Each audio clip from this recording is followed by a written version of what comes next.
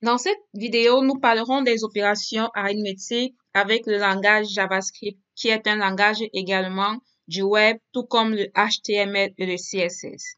Ceci dit, un code de JavaScript s'exécute à travers un browser ou navigateur. Donc, si je m'en vais sur n'importe quel site Internet, ou bien si je lance mon navigateur, et que je clique sur mon clavier en cliquant sur F12. Donc là, j'ai cliqué sur F12 sur mon clavier. Il y a cet élément qui s'ouvre. Et là, en cliquant sur F12, on est en mesure de voir le code HTML de notre page web. On est en mesure de voir les feuilles de style CSS, le code de CSS ici en bas. Et au niveau de la console, on est en mesure donc d'écrire des codes JavaScript au niveau de cette console-ci là. Alors ça marche pour tous les cas, peu importe comment est-ce que vous ouvrez votre page, votre code HTML. Donc si je vais sur mon bureau et que je retourne dans le dossier cours, dans ce dossier cours, nous avons un fichier HTML et un dossier qui contient une feuille de style. Donc, si je décide d'ouvrir ce fichier avec mon navigateur en double-cliquant, j'ai ceci qui s'ouvre. Ensuite, si je fais un F12, j'ai la même console qui s'ouvre ici. Donc, au niveau d'éléments, vous voyez l'onglet éléments ici. J'ai le code HTML de ma page. Ici en bas, j'ai le code de CSS. Et au niveau de la console, je peux écrire du code JavaScript. Alors, c'est ce qu'on va voir dans cette vidéo. Comment est-ce que on peut faire, comment fonctionnent les opérations arithmétiques avec JavaScript.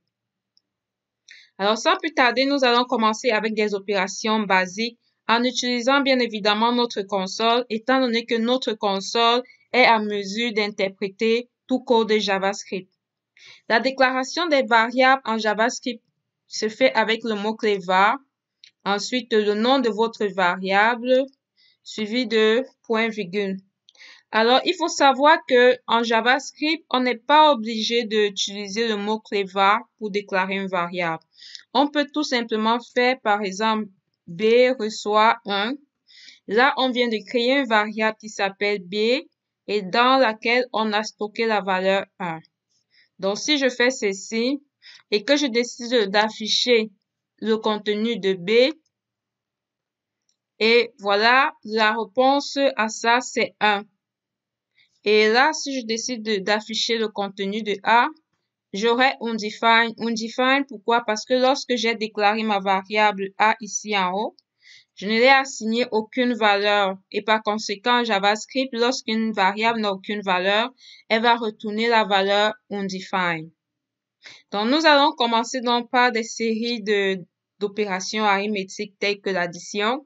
Donc, si je veux faire 23, par exemple, plus 10, je fais ceci et je clique et je tape sur la touche Entrée de mon clavier et j'ai le résultat de mon opération. Si je veux faire la soustraction, je ferai ceci et je tape sur la touche clavier et j'ai ce résultat. Si je vais faire l'opération de division, la division c'est bien et belle. Ce symbole-ci, tel que nous l'avons vu en algorithmique, divisé par 2, j'ai ceci. L'opération de multiplication, c'est ceci. Et là, ça me donne ce résultat. Et ensuite, l'opération de modulo. Donc, si je fais 8 modulo, c'est ceci. Modulo 2, j'ai 0. Si je fais 8 modulo 3, et j'ai 2 comme étant le reste de la division de 8 par 3.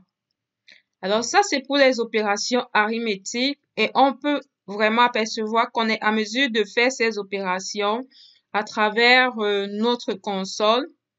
On est tout de même également à mesure de les faire en utilisant des variables. Donc, si dans 2, je mets je mets par exemple 3. Et ensuite, dans B, je vais mettre 10. Dans C, je vais mettre 2. Et ensuite, si je fais A reçoit A plus 2, donc là, à A, la variable A, je vais assigner le contenu de la variable A plus 2. Donc, ça sera 23 plus 2, ce qui va me donner 25. Alors, si je fais, ensuite, je fais B reçoit A plus 1. Donc, à B, j'écrase la valeur de B qui contenait 10 ici. Et là, maintenant, qu'est-ce que je fais? Je lui donne la valeur de A plus 1. Alors, disons que B reçoit B, A moins B. OK. Donc, B reçoit A moins B. A, c'est combien? A, ce n'est plus 23. La dernière valeur de A la dernière valeur qu'on a sauvegardée dans A, c'est 25. Donc, je vais faire 25 moins B qui vaut 10. Donc, en principe, ça devrait nous faire 15. Et voilà la valeur de B. Donc, on peut déclarer des variables et ensuite faire des opérations arithmétiques là-dessus. Maintenant, ça, c'est à travers la console. Comment est-ce qu'on peut faire cela directement dans notre code HTML? Pour cela, je vais aller dans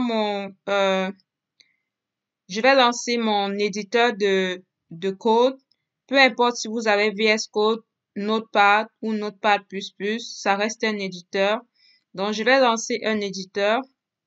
Et dans cet éditeur, je vais choisir ici, je l'ai lancé avec Notepad++. Je vais choisir le langage ici, JavaScript. Et ensuite, je vais déclarer mes variables. La variable A, B et C. Je vais déclarer ces variables et A va recevoir 20, B va recevoir 25 et C va recevoir 2. Et ensuite, je vais faire A reçoit A plus 1, B va recevoir A moins B.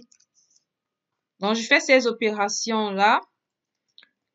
Il faut savoir que le égal est une opération d'affectation. D'accord? Ça, c'est l'addition et ça, c'est la soustraction. Donc, maintenant, j'ai fait ceci. Là, je viens de créer un code de JavaScript. Je vais maintenant sauvegarder mon code. Je vais l'enregistrer. Je vais l'enregistrer dans mon dossier sur le bureau.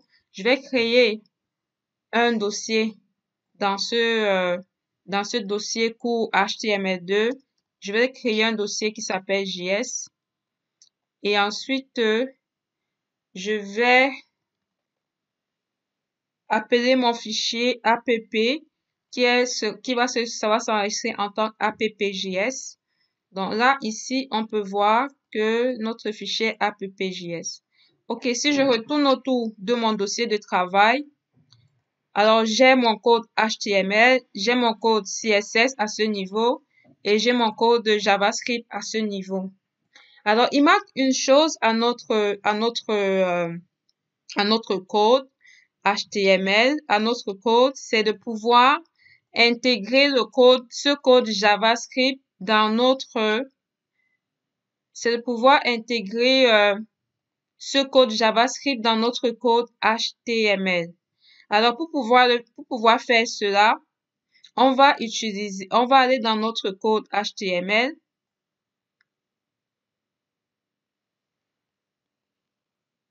On va aller dans notre code HTML et au niveau de la balise head, on doit mettre le code qui doit importer notre fichier JS.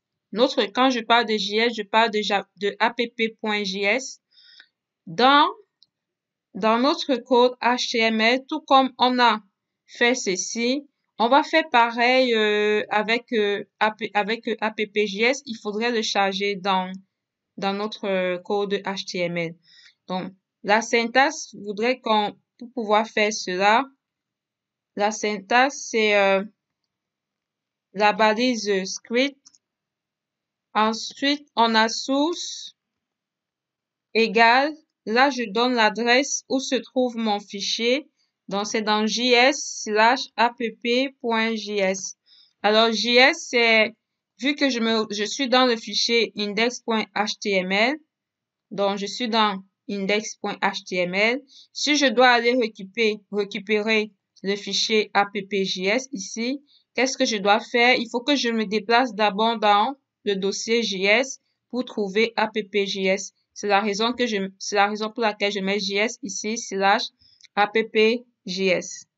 OK. Ensuite, je fais ceci.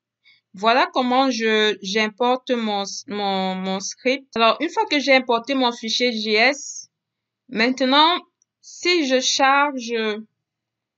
recharge mon fichier HTML, je vais l'actualiser. En l'actualisant, on a une erreur. OK. Pourquoi est-ce que notre code ne s'affiche pas? Je vais voir si ici j'ai pas respecté la syntaxe probablement. Script. OK. Et ensuite, je vais rafraîchir ma page.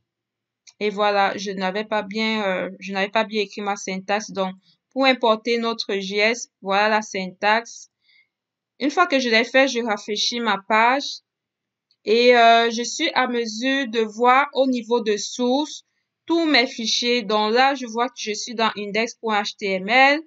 Au niveau de JS, je vois ici JS. Et au niveau de CSS, je vois mon CSS ici.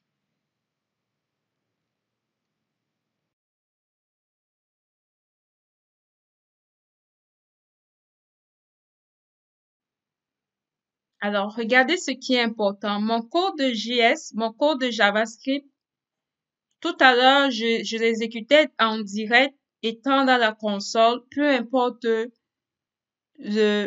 la page web où je me trouve, je suis en mesure d'exécuter un code JavaScript dans la console. Mais que se passe-t-il si j'importe mon code dans un HTML? Comment est-ce qu'il s'exécute automatiquement sans que je ne rentre dans la console? Comment est-ce que cela se fait? Donc, il faut savoir que lorsque la page HTML va se charger, elle va importer, si vous allez dans le head, vous voyez tout ce qui a été importé. Donc, on peut voir, il y a le CSS et le JavaScript sont importés et on les voit au niveau de la source ici. Donc, le CSS sera exécuté automatiquement et le JavaScript sera exécuté aussi automatiquement. Donc, mon code de JavaScript ici a été exécuté.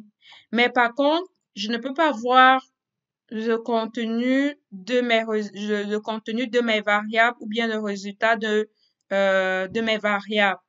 Et pour cela, si on voudrait le voir, on va utiliser une fonction d'affichage en JavaScript. Vous vous rappelez quand vous avez fait l'algorithmique, vous vous rappelez de la fonction print qui permettait d'afficher, d'accord? Nous, ici en JavaScript, cette fonction print-là, elle s'appelle console. Donc, on va l'utiliser pour afficher un message. Donc, si je fais console.log, ça va afficher un message dans la console. D'accord? Donc, disons à peu près console, le résultat est de 2 points et la concaténation en JavaScript parce qu'ici, on a une chaîne de caractères. Si je veux rajouter une variable, je fais plus et je mets ma variable. Donc, je vais afficher le contenu de la variable B. D'accord? Donc, je fais CTRL S pour sauvegarder mon fichier et ensuite, je retourne au niveau du browser. J'actualise ma page. Pourquoi j'actualise ma page? J'actualise ma page parce que il y a un code qui a changé. Donc, il faudrait que j'actualise ma page pour dire au navigateur que voilà, mets à jour tel fichier. Et là, les fichiers qui ont été changés vont se mettre à jour. Donc, si vous regardez en ce moment, si on va dans les sources et on regarde AppJS, vous voyez, dans AppJS, on n'a pas console. La ligne que je viens de rajouter ici, console.log, elle n'existe pas ici. Pourquoi? Parce que le navigateur a encore la dernière version. Donc, il faut que je rafraîchisse à chaque fois que je modifie un fichier pour que ça puisse prendre en compte cette modification. Donc, maintenant, vous voyez, mon console.log se retrouve bel et bien dans mon fichier JS. OK. Maintenant, vu qu'on affiche quelque chose dans la console, allons regarder dans la console pour voir. Donc, vous voyez, dans la console, on a vraiment le résultat qui est affiché. D'accord? Donc, automatiquement, le résultat va s'afficher. Donc, si je reviens dans mon code JS, on va essayer de voir cela. Donc, B était égal à 25. Ensuite, on a fait A moins B, donc 20 moins 25. Et on se retrouve avec moins... attendez que je regarde. Il y a A ici qui a fait A plus 1. Donc, A est passé à 26. Et ensuite, on va faire 26. Non, A est passé à 21, autant pour moi. Et ensuite, on fait 25 moins 21 moins 25 et ça donne moins 4. Et le résultat est correct. Donc, voilà comment, de manière très simple, vos premières bases en JavaScript, comment exécuter un code en JavaScript. Maintenant, je vais retourner vers côté cours. Comment est-ce que vous pouvez appliquer ceci dans le cours sans utiliser le browser? D'accord? Donc, au niveau du cours ici, c'est le même principe. On a mesure de créer un code HTML. On a mesure de créer un fichier CSS, mais dans le même dossier. On a mesure de créer un fichier AppJS. Et ensuite, je viens dans le HTML. Le même code que j'ai ici, je vais juste le copier. Donc, dans mon code HTML, je mets ceci. Mais attention, le CSS ne se trouve pas dans CSS/CSS. Le CSS se trouve dans le même dossier. Donc, j'enlève ceci. Pareil que le JavaScript se trouve dans le même dossier. J'enlève ceci. D'accord? OK.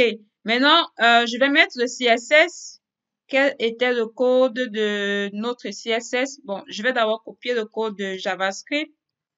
Et je vais mettre le code de JavaScript ici. Automatiquement, c'est enregistré. Bon, malheureusement, ici, on n'a pas de console pour pouvoir afficher notre valeur. On n'a pas de console dans notre éditeur. Mais ce qu'on va faire, à la place de console, on peut utiliser alert pour pouvoir afficher le contenu. D'accord? Et vous voyez, le résultat est moins 4. Ça nous affiche le résultat avec la fonction alert. Ce qui est sûr, ce n'est pas la meilleure méthode de faire cela, mais si vous voulez vous pratiquer directement dans le cours, vous aurez besoin de la fonction alert pour pouvoir afficher votre résultat. Sinon, pour voir la console, ce que vous pouvez faire, étant donné qu'ici, on n'a pas de console, la seule chose pour vous serait de faire un F12 et vous allez voir le résultat avec plein d'erreurs là. Ce n'est pas top, mais en faisant F12, vous voyez, vous aurez le contenu de votre console. OK, donc c'est tout pour cette première partie sur le cours de JavaScript. Nous avons très rapidement vu comment est-ce que on peut utiliser les opérations arithmétiques.